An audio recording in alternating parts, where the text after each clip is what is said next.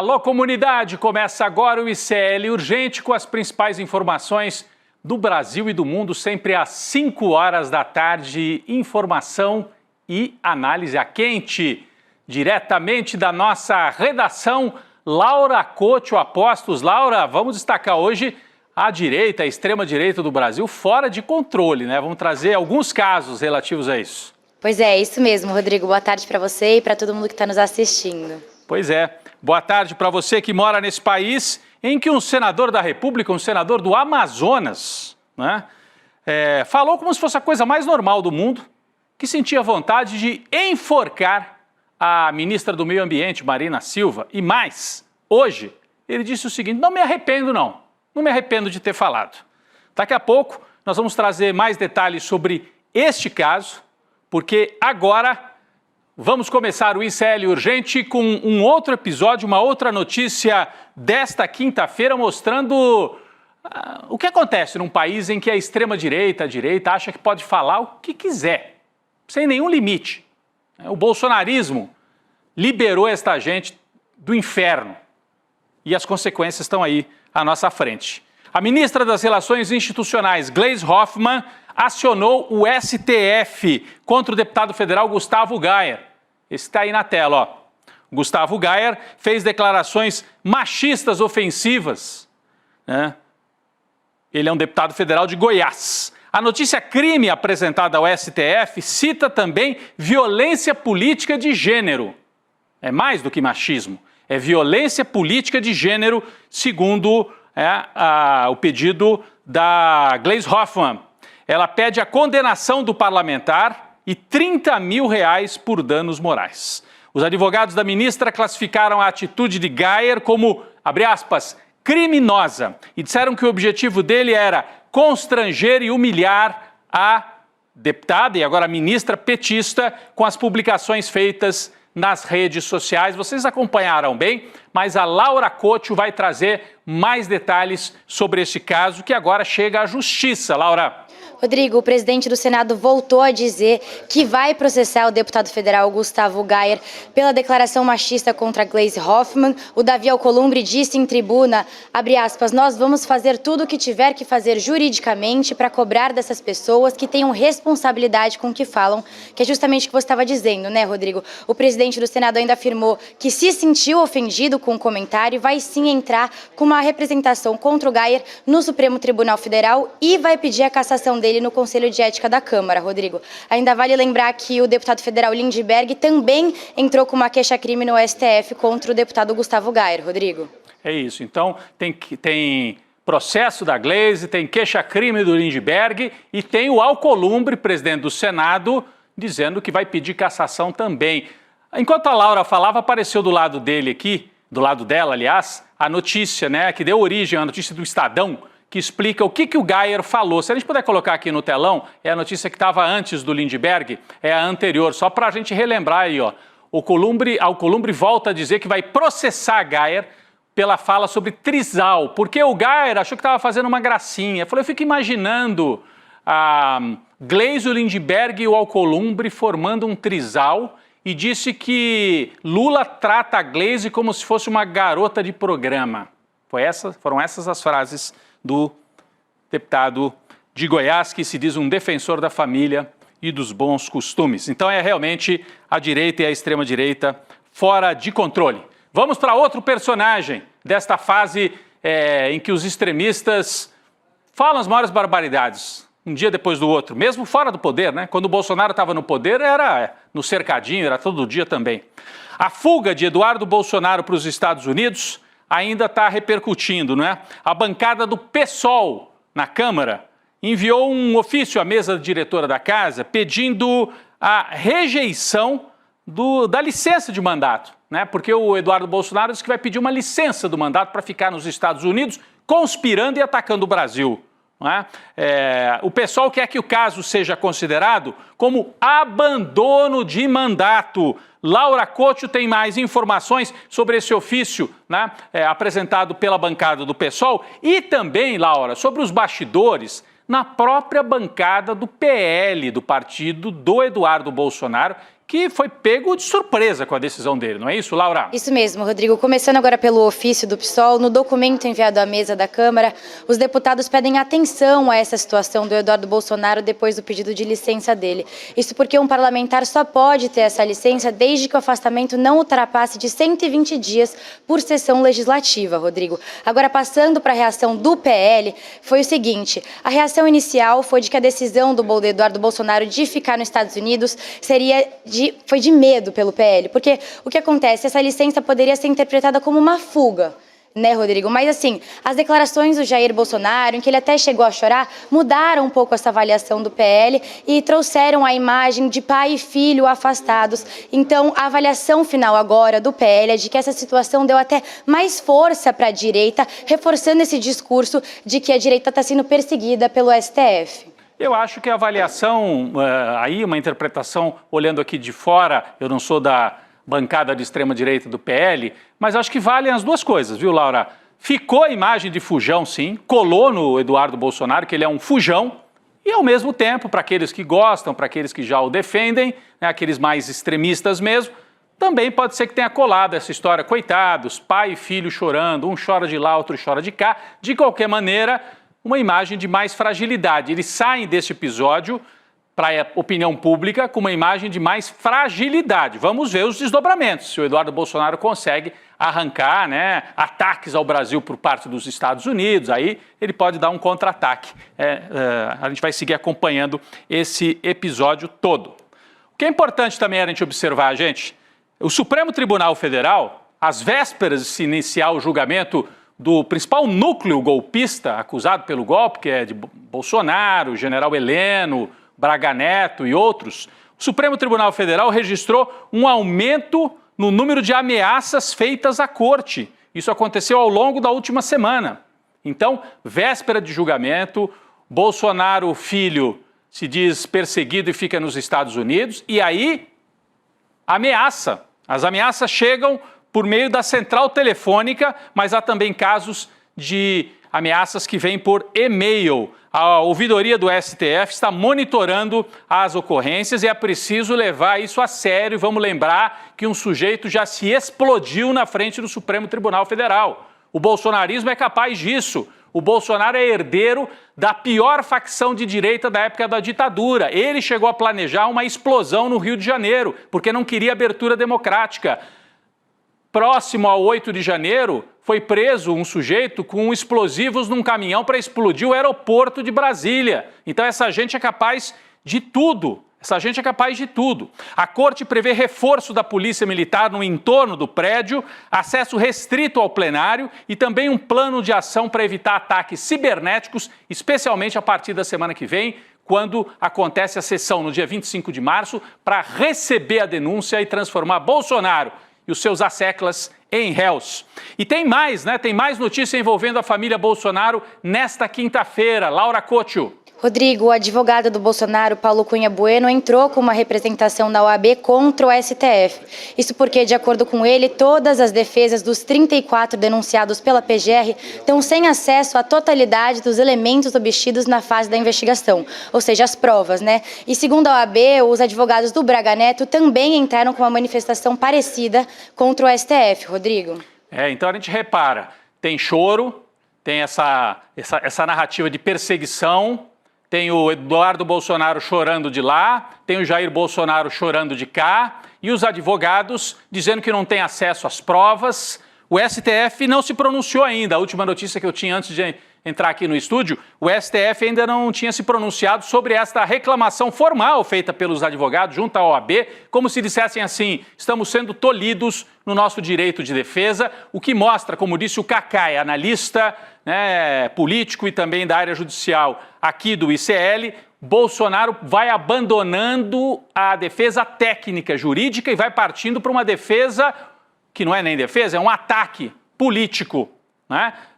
Criando essa narrativa de que não tem direito, né, que está sendo perseguido, etc, etc, o que não é verdade. Quem não tinha direito à defesa eram as vítimas da ditadura militar que o Bolsonaro apoiou, inclusive segue apoiando, idolatrando torturadores. Bom, ameaças que vêm aqui do Brasil, ameaças por telefone contra o Supremo, ameaças por e-mail, mas ameaças também de fora para dentro, de fora do Brasil para dentro. Notícia de agora há pouquinho, publicada pelo nosso colega Jamil Chad, que é comentarista do ICL e tem também uma coluna lá no UOL, como vocês sabem. Publicada agora, 16 horas e 48 minutos. A gente estava entrando aqui no ar e veio esta atualização do Jamil Chad. Deputados da base de Donald Trump, né, enviaram uma carta para a Casa Branca pedindo expressamente que o governo dos Estados Unidos adote sanções contra o ministro Alexandre de Moraes. Importantíssimo isso, gente. Então eu digo, o bananinha Dudu Bolsonaro fica com a fama de chorão, de fujão, mas ele cumpre esse papel aqui. Ele vai articulando a bancada extremista lá do Donald Trump e dizendo, olha, agora uma carta, agora vamos lá, repercussão, agora isso, agora aquilo. Ele é o orientador, o organizador desta campanha que vem também de fora para dentro contra as instituições brasileiras. Vocês lembram, o Congresso dos Estados Unidos, numa das suas comissões, já está estudando um projeto de lei para estabelecer sanções que devem atingir o Alexandre de Moraes. Mas agora o pedido é outro, é para que o poder executivo, o próprio presidente Trump, adote sanções contra Alexandre de Moraes. Notícia de agora há pouquinho, que está na coluna do Jamil Chad. Nas próximas horas o ICL vai trazer mais desdobramentos sobre isso. Então a gente falou bastante sobre, né, essa extrema-direita fora de controle. Eu volto então para o primeiro dos casos que eu citei aqui, que não é propriamente de um bolsonarista. É de um senador de direita do Amazonas, filiado ao PSDB, partido que está quase extinto, mas que antes de se extinguir completamente, ainda vem com essa mancha vergonhosa, né? O senador, aliás, Plínio Valério, do PSDB do Amazonas, né? Ele atacou de maneira forte, violenta, uma declaração violenta, contra Marina Silva. Hoje, deputadas de 9 partidos acionaram o Conselho de Ética do Senado contra o senador Plínio Valério, porque ele mencionou num evento lá no Amazonas que teve vontade de enforcar a ministra do Meio Ambiente, Marina Silva. Olha só, a gente tem a manchete aqui, a gente tem a manchete que cita esse caso. Podemos colocar aqui na tela.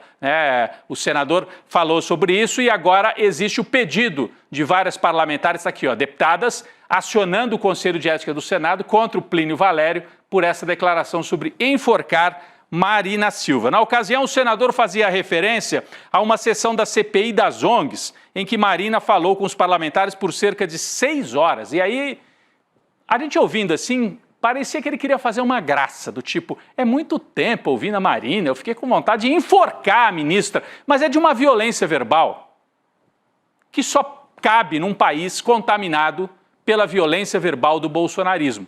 Começou um pouco antes do Bolsonaro, né?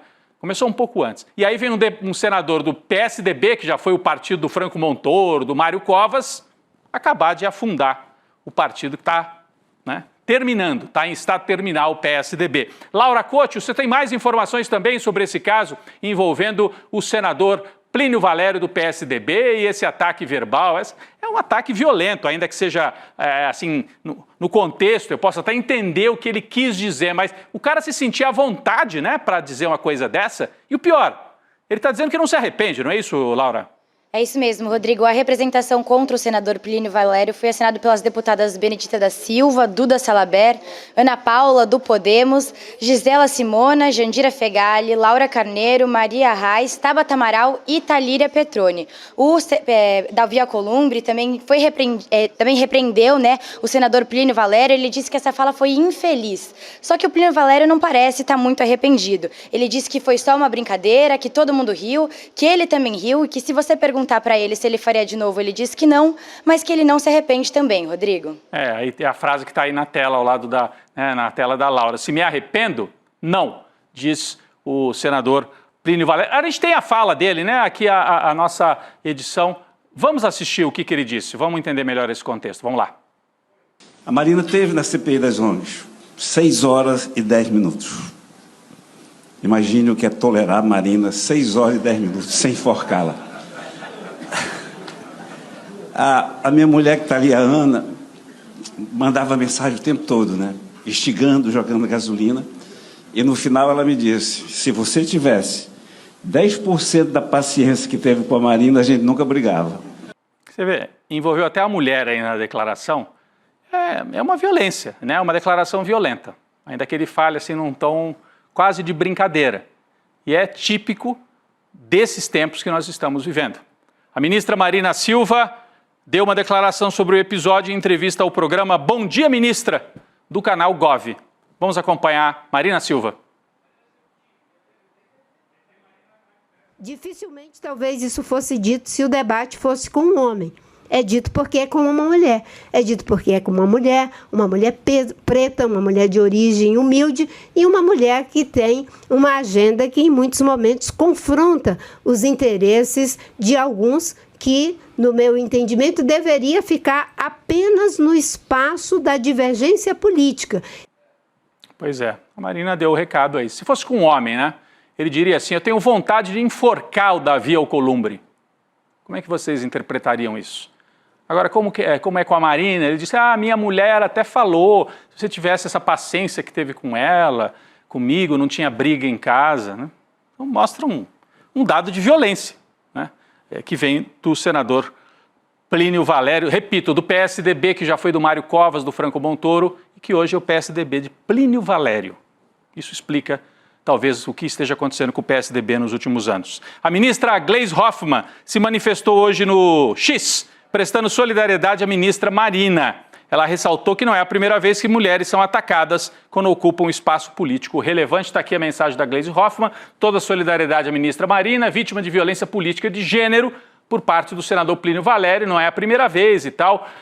Isso é ainda mais grave quando os ataques partem de pessoas com responsabilidade institucional, como é o caso de parlamentares. Além do repúdio da sociedade, a punição desses crimes, conforme a lei, é que pode estancar manifestações de ódio e violência política que atingem as mulheres e a própria democracia. É a fala da Gleisi Hoffmann. Ela não foi a única, outras figuras também se manifestaram nas redes, como Érica Hilton, Sâmia Bonfim, Jandira Fegali e o pastor Henrique Vieira, entre outros. Entre vários outros, a gente citou só alguns aqui do campo da esquerda partidária. Pessoal, importante, hoje ficou definido o balanço de poder dentro das comissões no Congresso Nacional. Você sabe que um projeto de lei, para tramitar, precisa passar pelas comissões primeiro, né? E nos últimos anos o PL do Bolsonaro dominou a Comissão de Constituição e Justiça, que é a mais importante, porque por ela passam projetos de todos os temas. Se é de saúde, Comissão de Justiça e depois saúde. Se é de educação, Comissão de Justiça e depois educação. E assim por diante. Então, esse balanço das comissões é muito importante. Após vários dias de debates e acordos, a Câmara dos Deputados instalou as 30 comissões permanentes da Casa e o arranjo ficou desse jeito aqui. A gente procurou, né, desenhar aqui para você entender o tamanho de cada campo político. A chamada esquerda, né, com PT, PCdoB, PV, PSOL, PSB e PDT, vai presidir 9 comissões. O PL, do outro lado, né, com os bonequinhos aqui na cor esquerda, vai presidir 5 comissões. E o Centrão, como a gente sabe, mais poderoso, 16 comissões. Isso mostra bem o tamanho do Centrão. E a gente sabe que dentro do Centrão, uma boa parte não é Centrão coisa nenhuma, é direitão. Então isso aqui mostra o tamanho da direita, né, na gestão dos projetos dentro do Congresso Nacional. Interessante, além desse balanço aqui de forças políticas, a gente destacar também algumas comissões que mudaram de mãos. Vamos dar uma olhada? Aqui no próximo quadro que a gente preparou, em algumas comissões houve mudanças importantes. O PL desistiu da Comissão de Constituição e Justiça, abriu mão. E aí quem é que veio aqui para a Comissão de Constituição e Justiça? O deputado Paulo Azi, que é do União Brasil da Bahia, é um homem de direita, mas não é um bolsonarista radical, apesar de ser inimigo do PT da Bahia. Então, isso é uma mudança. O PT passa a ter menos dificuldades, o governo Lula, né, na verdade, passa a ter talvez menos dificuldades na gestão dos projetos de lei que tem que passar pela Comissão de Constituição e Justiça. Em compensação, olha aqui na segurança pública, quem é que vem para cá? O Paulo Bilinski. O Paulo Bilinski, que é um deputado desses, né, influencers bolsonaristas de rede social, do PL de São Paulo, fica na segurança pública. A Comissão de Defesa dos Direitos da Mulher, Célia Chacriabá, do PSOL de Minas Gerais. É uma boa notícia, né? A defesa dos direitos da mulher fica com uma deputada progressista do PSOL de Minas. Comissão de Finanças e Tributação com o Rogério Correia, do PT de Minas, também super importante, que muita coisa de interesse do governo, do Haddad, passa por esta comissão. Acho que a gente tem mais alguns destaques. Isso, direitos humanos, deputado Raimon, do PT do Rio de Janeiro, né? Importante também.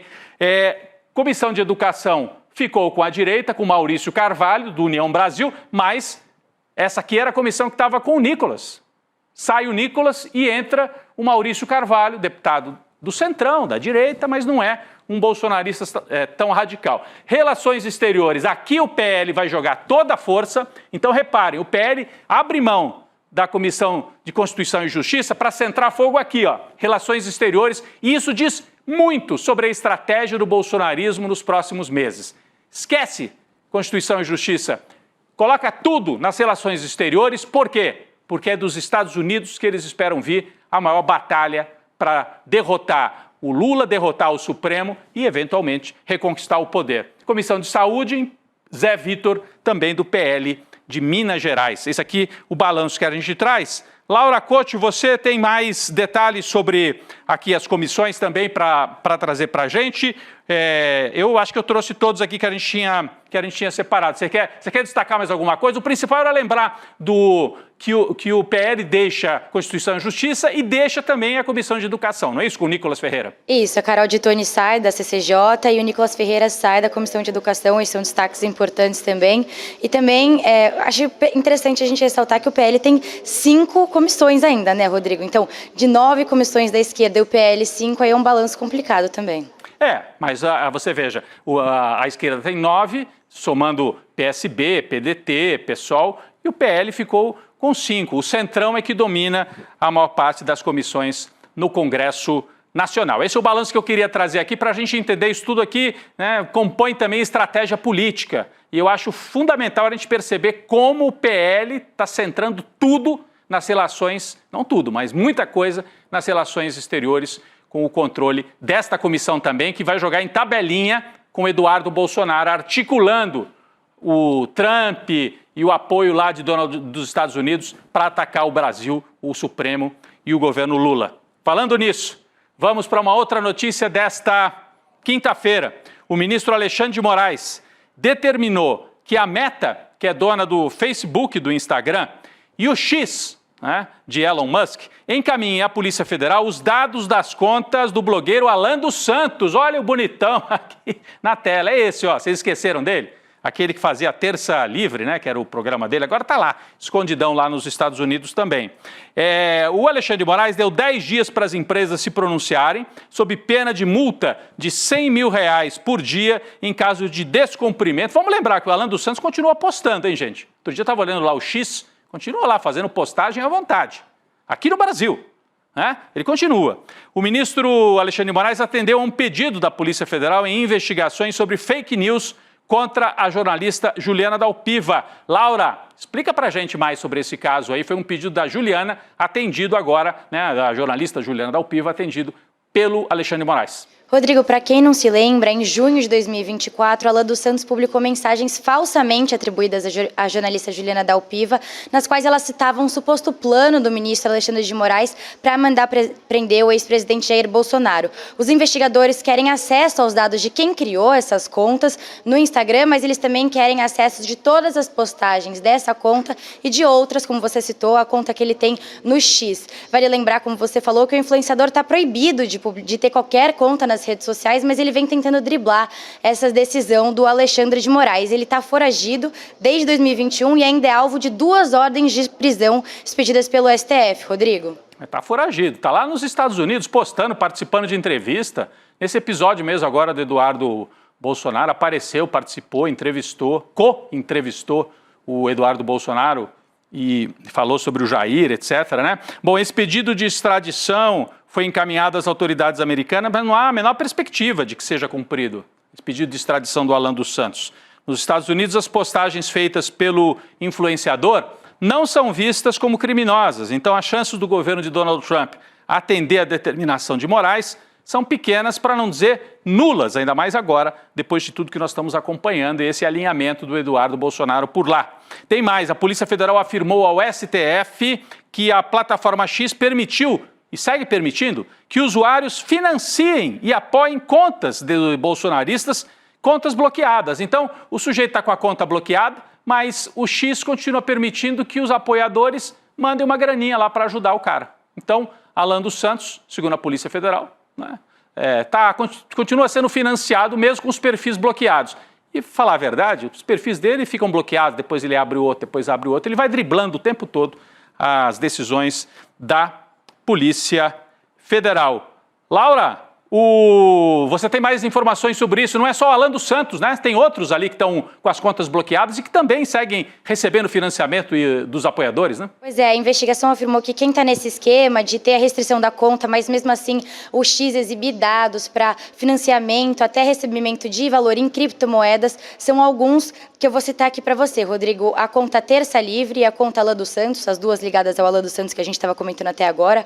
A conta R. Constantino, que é do jornalista Rodrigo Constantino, e a conta Real P. Figueiredo, que é do empresário Paulo Figueiredo, que inclusive foi denunciado pela PGR, acusado de participar da trama golpista. Rodrigo. Esse último que você cita, a conta do Paulo Figueiredo, era um comentarista da Jovem Pan, está denunciado pela PGR por participação no plano golpista e é neto do ditador João Figueiredo. Ninguém tem culpa, né, de ser neto do ditador João Figueiredo, né? Ele podia ter posições diferentes do avô. Ninguém tem que ser culpado porque o avô foi um ditador. Mas acontece que ele não é só neto do ditador. Ele defende o legado da ditadura e do avô, que saiu do poder dizendo que preferia cheiro de cavalo ao cheiro do povo. O Figueiredo Neto é um legítimo herdeiro desse modo de pensar sobre o povo brasileiro, por isso que está lá também, escondido nos Estados Unidos, mas ainda recebendo financiamento dos apoiadores, apesar de ter as contas bloqueadas pela justiça brasileira. Vamos para o noticiário internacional de hoje, importante, hein, gente? A Ucrânia, guerra Rússia versus Ucrânia. A Ucrânia atacou com drones hoje a principal base de bombardeiros estratégicos da Rússia, na cidade de Engels, né? As explosões geraram uma enorme cortina de fumaça e nessa base ficam abrigados aviões da época soviética, né? Os Tupolev Tu-160, conhecidos como cisnes brancos, que inclusive têm capacidade nuclear. Olha essas imagens aí, gente, dos ataques da Ucrânia contra a Rússia. Tem um cessar-fogo sendo negociado, mas as hostilidades continuam acontecendo. Laura Couto atualiza para a gente também esse fato que aconteceu no dia de hoje, aí, o ataque da Ucrânia contra território russo. Rodrigo, o Ministério da Defesa russo afirmou que o país derrubou pelo menos 130 drones ucranianos sobre o território nesta quinta-feira. Ao menos 30 casas próximas a esse aeródromo que você citou foram atingidas, ferindo várias pessoas. E essa ofensiva da Ucrânia foi a mais distante da fronteira desde o início do conflito, que dura mais de 3 anos. Agora a gente tem que ver como é que vai ficar essa questão do cessar-fogo que estava sendo aí mediada pelos Estados Unidos, né, Rodrigo? Exato, assim, mas são os dois lados ainda tentando fustigar o outro para entrar com uma posição de força nas negociações finais, né? Isso é comum em conflitos desse tipo, a Ucrânia mostrando que ainda tem capacidade de provocar danos à Rússia. Informação também sobre Israel e Gaza. Gente, rapidinho aqui, o governo de Israel anunciou hoje que retoma oficialmente as operações terrestres no norte da faixa de Gaza. O exército voltou a proibir o acesso dos moradores do território palestino. A região norte é mais uma covardia absurda. Fizeram cessar-fogo, disseram para as pessoas, podem voltar para suas casas. Elas estão voltando e agora Israel diz, saiam.